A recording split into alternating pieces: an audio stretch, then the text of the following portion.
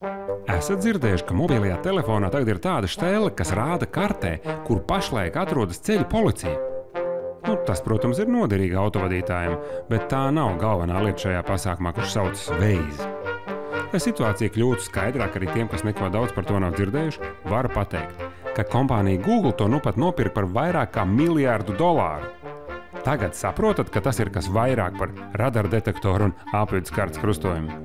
Waze is a free traffic and navigation application that is all based on crowdsourced data. We currently operate in 200 countries, in 40 languages, and we're very excited that we have over 113,000 active monthly users in the Greater Riga area, so one of the highest penetrations of any of our international markets.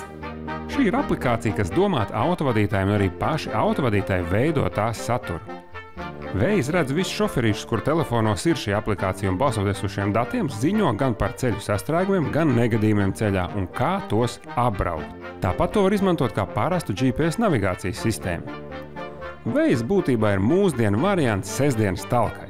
Te visi piedalās kopīgas lietas vārdā, nesaņemot ne santīm, bet kopīgiem spēkiem uzlabojot pašu savu dzīvi. We do work with some police departments in other countries, and we are very excited to be working with Latvia State Roads here and potentially also working with the police department here.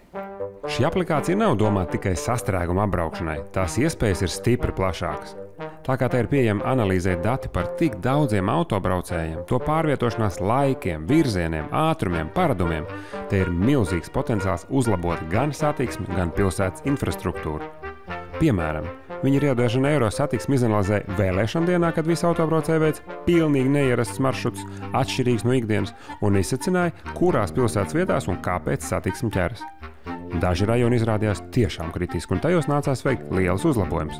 Bet jau nākamajā vēlēšana kārtā izrādījās, ka darbs ir bijis efektīvs un sastrēgumi bija mazāk. Tāpat kādā pilsētā pašvaldība, zinot, ka nepietiek naudas, lai sataisītu visas bedres, aicinājusi Waze lietotājus balsot, kuras bedres būtu jāsalabo vispirms.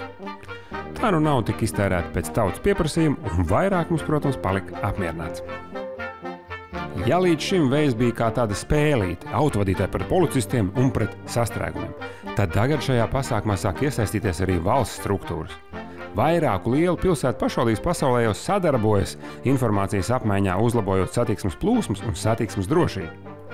Izrādās, ka arī mēs Latvijā esam baigi progresīvi. Iestāde, kas līdz nesenam laikam bija ļoti stīva un vecmodīga, nu pat ir ieskrējusies. Latvijas valsts ceļi ir noslēguši sadarbības līgumu ar Waze. Šis ir viens no labākajiem rīkiem, kā mums, kā ceļu administrācijai, nokļūt pie mūsu pavisam konkrētās un mērķtiecīgās auditorijas, jo Waze lieto tie, kas brauc ar mašīnu. Līdz ar to tā ir pavisam noteikti mūsu auditorija. Mēs netraucēsim citus cilvēkus, kuri varbūt pārvietojās kājām un negrib zināt, kas notiek uz ceļiem, bet caur Waze mēs nonākam pie mūsu ceļu lietotājiem, kas mums ir ļoti svarīgi, protams. Ideja ir ļoti pareiza, jo izrādās mēs Latvijā esam vadībā pasaulē Waze lietotāju skaita ziņā pret iedzīvotāju skaitu. Tātad mūsu satiksmes dati ir ļoti precīzi. Tātad mums ir ļoti daudz autobraucēju, kuriem pietiek naudas viedtelefonam, un viņi visi savos telefonos var redzēt, kur strādā ceļu policija.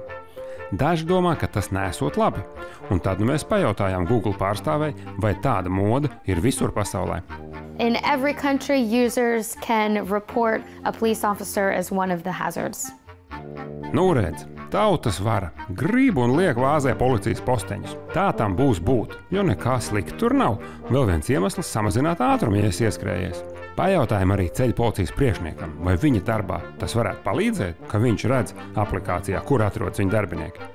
Mums ir sava vadības resursu sistēma, kurā mēs redzam savus ekipāžus, tā kā mums šī gadījumā Waze nav vajadzīga. Policija, protams, kā jau pārstāvis stāstīja, tad es domāju, to mēs varētu izmantot, analizēt iespējams šos te sastrēgumus, kur viņi visbiežāk kādos laika sprīžos un izmantot, teiksim, iespēju nosūtīt šos te norīkojumus, reaģēt uz šiem sastrēgumiem, iespējams tātad ar savu klātbūtni vai ar savām aktīvām darbībām. Nu redz, arī ceļu policija varētu sadarboties ar šo aplikāciju, ja vien būtu interesi. Redzēs, vai tā tiešām notiks. Bet tikmēr šī pašu lietotā un pašu papildinātā aplikācija dzīvo savu dzīvi un jau tagad palīdz daudziem mūsu valsts iedzīvotājiem ātrāk un drošāk nokļūt mājās. Tā arī turpinām.